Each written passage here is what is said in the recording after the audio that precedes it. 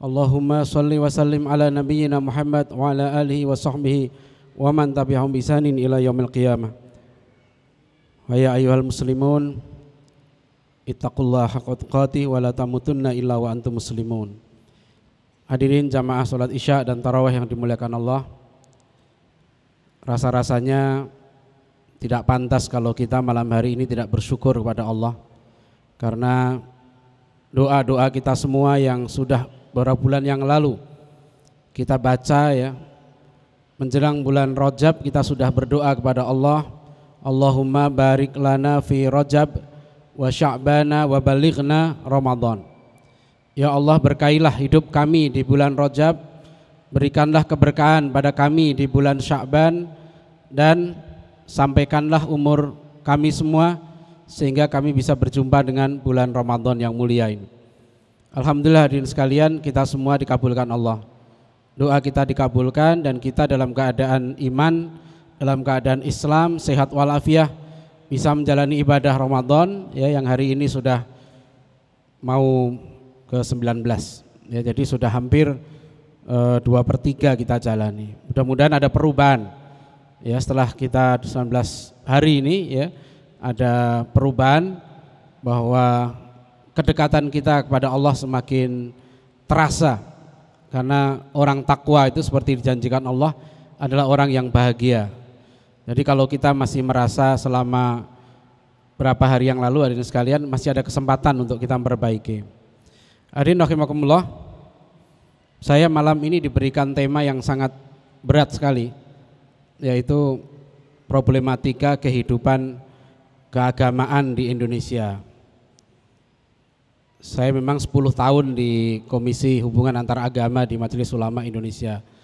Tapi hari-hari ini saya berat sekali ceramah, takut kena SARA.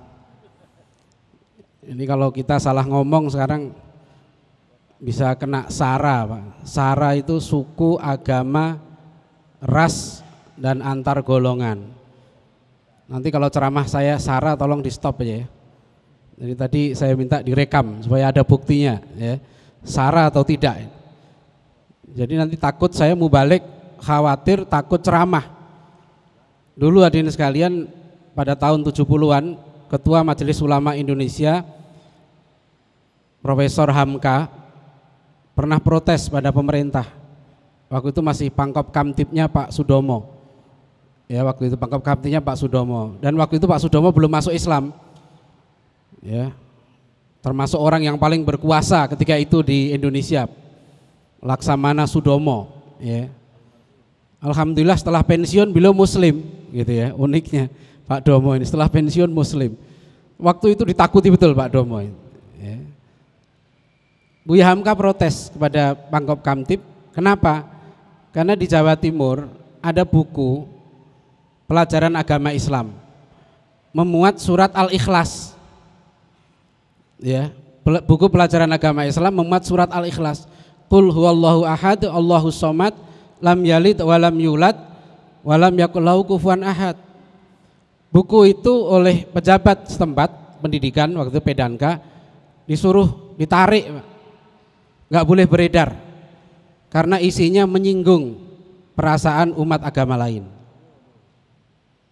Nah, saya khawatir kalau suasana ini ada lagi.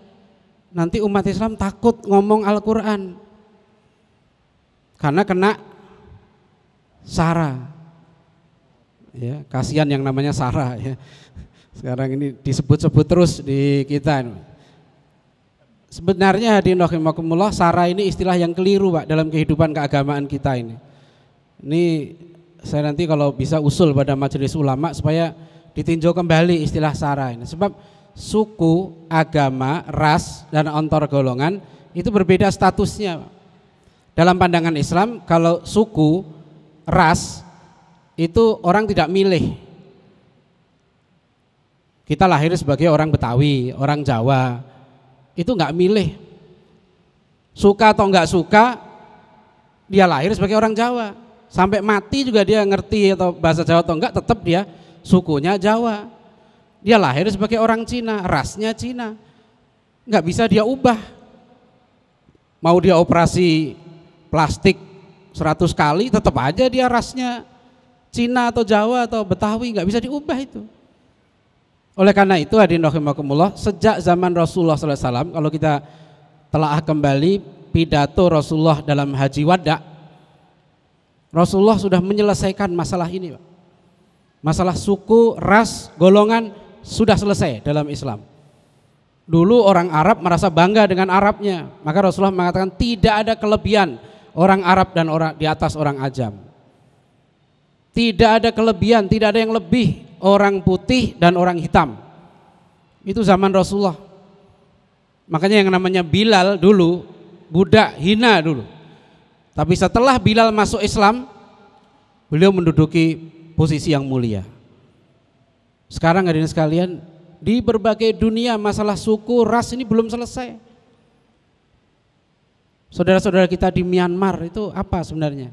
Rohingya, dari 7 jutaan orang sekarang tinggal 700.000 di sana. Ini bukan SARA ini. Ya. Ini bukan SARA, nanti masuk SARA lagi. Jadi kalau kita ngomong bahwa saudara-saudara kita di Rohingya itu, Pak, sekarang jumlahnya tinggal 700.000, diusir, dibunuh, diperkosa, dibakar rumahnya.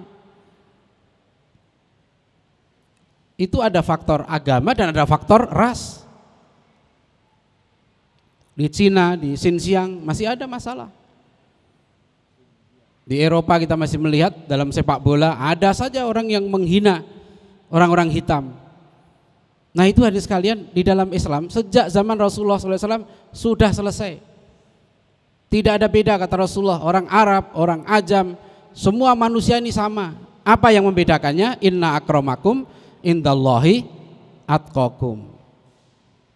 Yang paling mulia di antara kamu adalah yang paling takwa. Jadi tidak ada perbedaan lagi antar manusia, kecuali apa yang membedakan manusia itu? Iman dan takwa. Sebab kita yakin nggak mungkin kalau orang takwa tapi tidak iman, nggak mungkin. Apa bisa orang kafir takwa? Orang munafik takwa kan nggak bisa. Yang bisa takwa itu memang orang yang beriman. Karena takwa itu adalah samratul iman, buahnya iman. Oleh karena itu rahimakumullah ya, jadi sekarang ini kita di negeri kita yang beragam ini ya, kita umat Islam tidak perlu khawatir untuk menyampaikan agama kita. Pada kesempatan ini secara ringkas saya ingin mengingatkan kembali pada kita semua tentang satu fatwa dari Majelis Ulama Indonesia yang telah dikeluarkan pada tahun 2005 yang lalu, yaitu fatwa tentang pluralisme.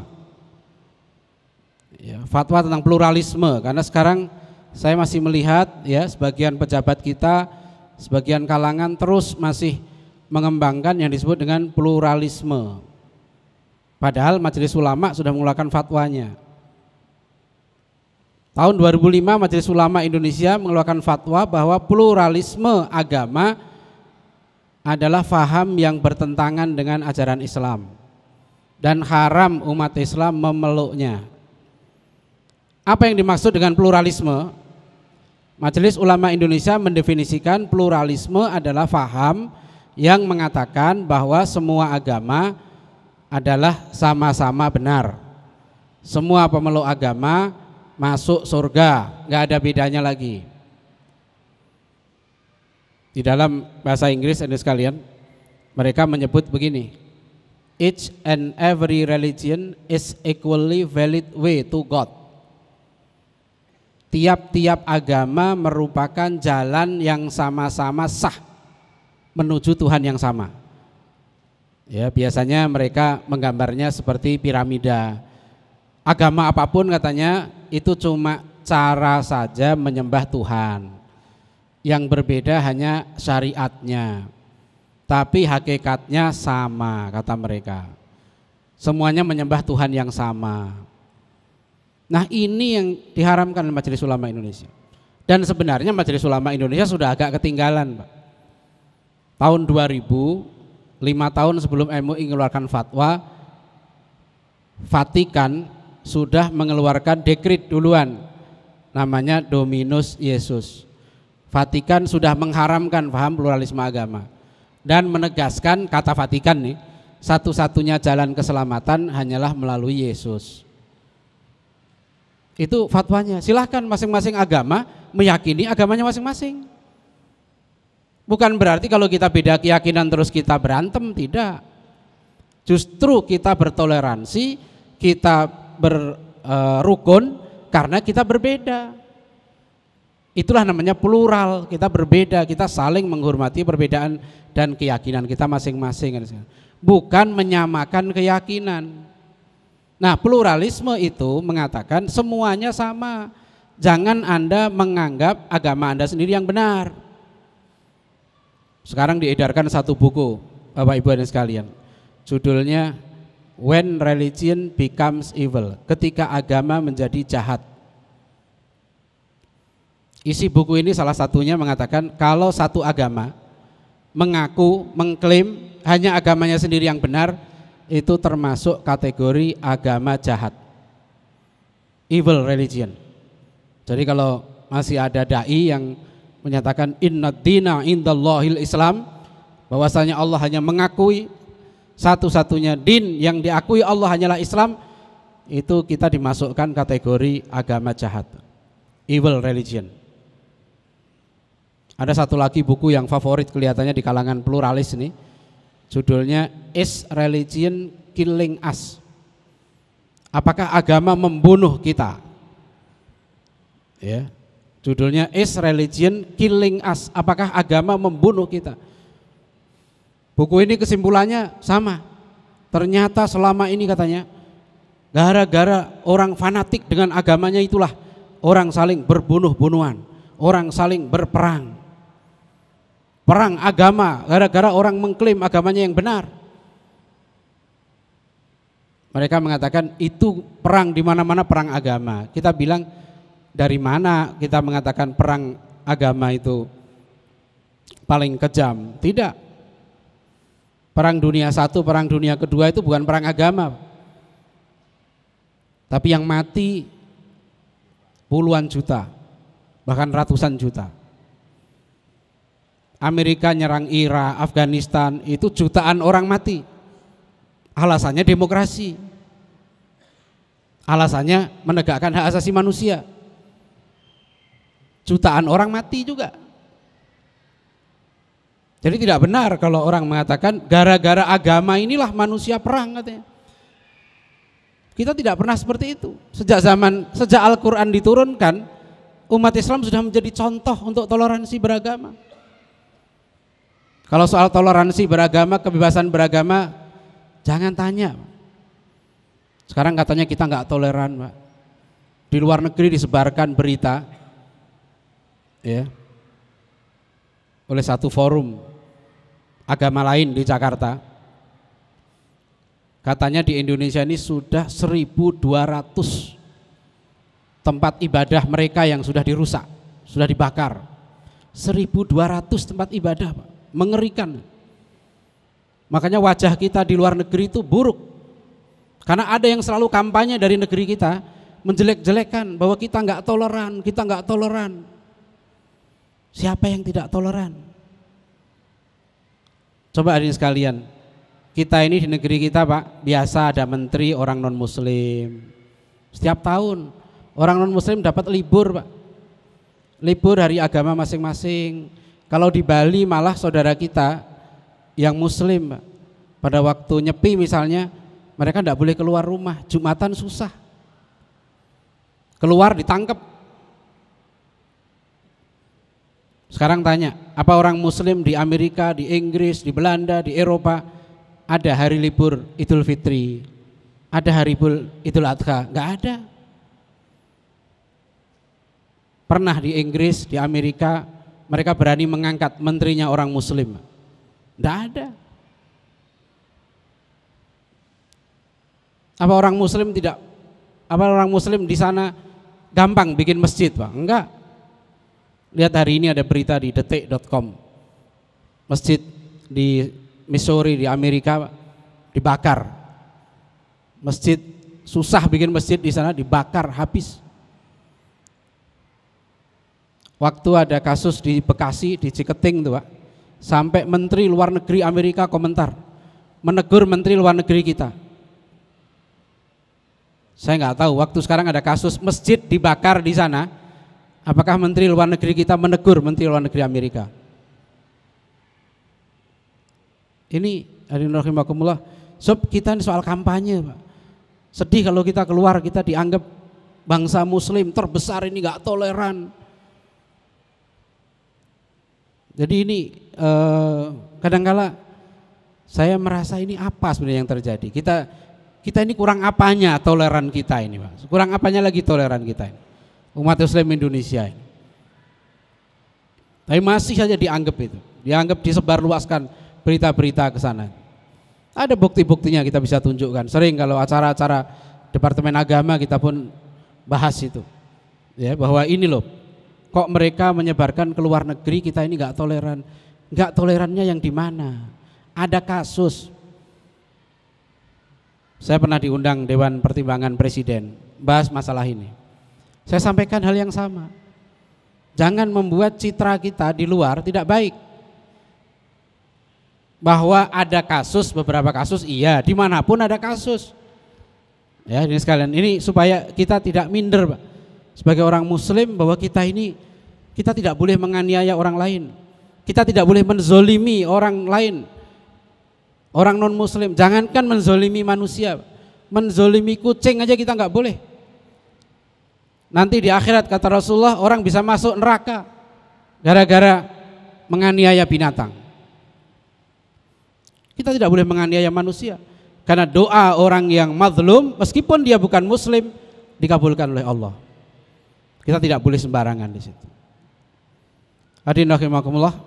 Nah, ini kehidupan keagamaan. Jadi kita ini sekalian tetap meyakini agama kita yang benar, itu tidak salah Pak. Jadi kalau kita mengatakan orang mukmin itu tinggi derajatnya, memang itu dalam Al-Qur'an.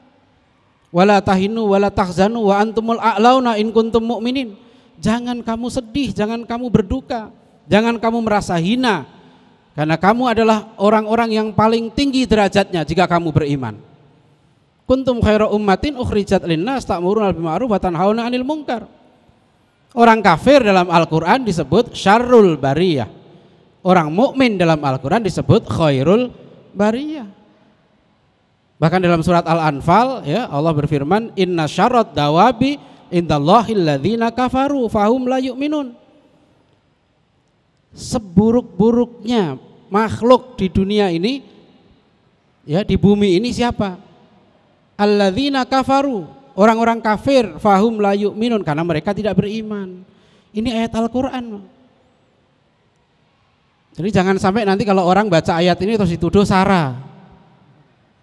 Ya, sebab ada yang sudah protes Pak, sudah ada protes di Malaysia, ada yang protes, seorang menteri protes, dia non Muslim, kemudian dia dikatakan kafir, dia protes, kata dia saya bukan kafir katanya.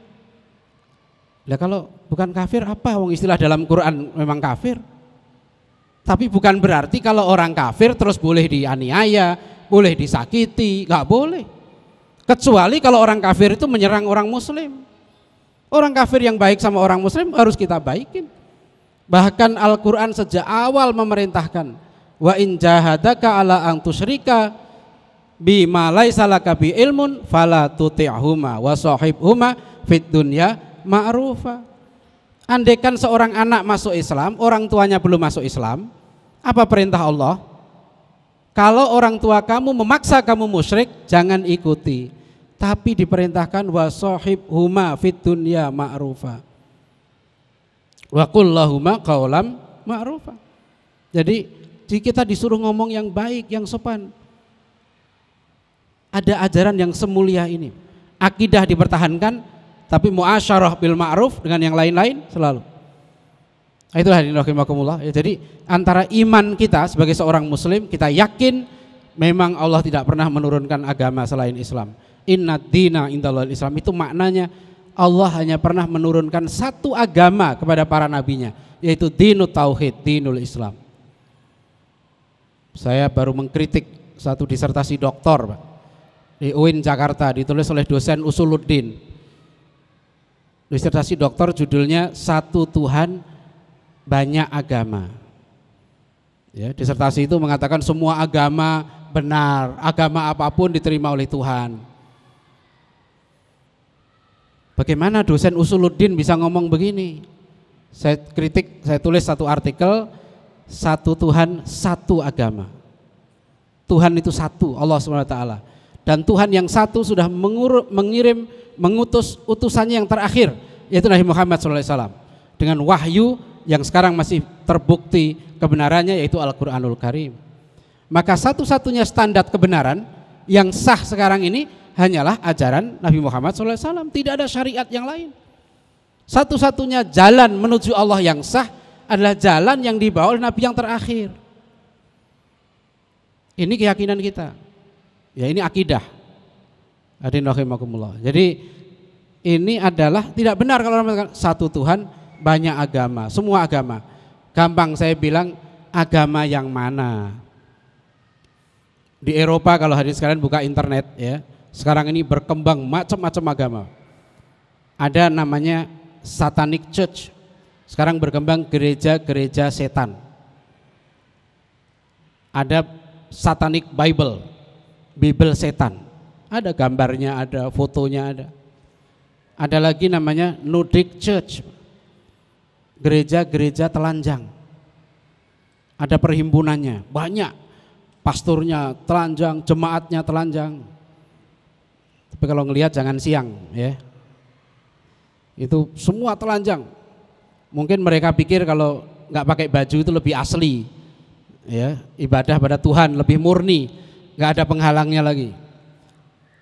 Ada. Apa ini agama yang bisa diterima ibadah kayak begini? Kalau orang mengatakan semua agama menuju Tuhan yang sama, agama yang mana? Di Jawa ini banyak Pak agama, Gatholoco, Dharma Gandul. Ada lagi agama Bhairawa Tantra. Bhairawa Tantra itu dulu Pak ritualnya masih ada. Dulu salah satu tokohnya Raja Kertanegara. Kalau hadirin ke Museum Nasional Kertanegara itu bawa cawan Pak. Itu cawan berisi darah. Di bawah kakinya tengkorak-tengkorak. Karena dulu Bhairawa Tantra ini pengikutnya ibadahnya itu menyembelih wanita. Kemudian darahnya diminum bersama-sama. Kemudian mereka pesta mabuk-mabukan. Pesta seks. Bhairawa Tantra. Maka datang para dai kita, para ulama kita meluruskan. Sehingga dulu yang disembelih itu manusia, yang dimasukkan ke lereng ke Gunung Merapi itu manusia. Diganti oleh para dai kita, diganti kambing, diganti kerbau. Bertahap dakwah itu, lama-lama hilang. Ya alhamdulillah sekarang sudah makin sedikit. Tapi sekarang ini dihidup-hidupkan lagi. TV kita sering sekali dikit-dikit saji, ya saji-saji kan dihidupkan lagi untuk wisata katanya. Itu ada yang mendanai Pak, untuk merusak akidah umat Islam. Hadirin rahimakumullah ini. Jadi kita bangsa Indonesia adalah bangsa Muslim terbesar di dunia. Bahkan bangsa Melayu hadirin sekalian yang berbahasa seperti kita ini jumlahnya di dunia sekarang sekitar 300 juta orang. Termasuk lebih besar daripada orang Arab, bangsa Melayu. Melayu Muslim. Nah, mudah-mudahan kita bisa menjaga akidah kita karena kita akan diruntuhkan dari akidah kita. Kita jaga iman kita, kita jaga kerukunan kita dengan umat yang lain. Kita tidak memusuhi umat yang lain, kita tidak membenci umat yang lain karena itu dilarang oleh agama kita. Tapi kalau kita diserang oleh umat agama lain, diserang secara akidah, diserang secara fisik apalagi, maka tentu umat Islam wajib untuk membela diri.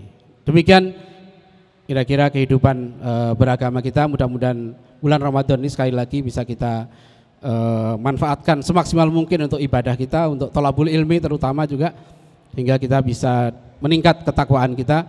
Billahi taufik wal hidayah wa ridha wal inayah wal afu minkum. Wassalamualaikum warahmatullahi wabarakatuh.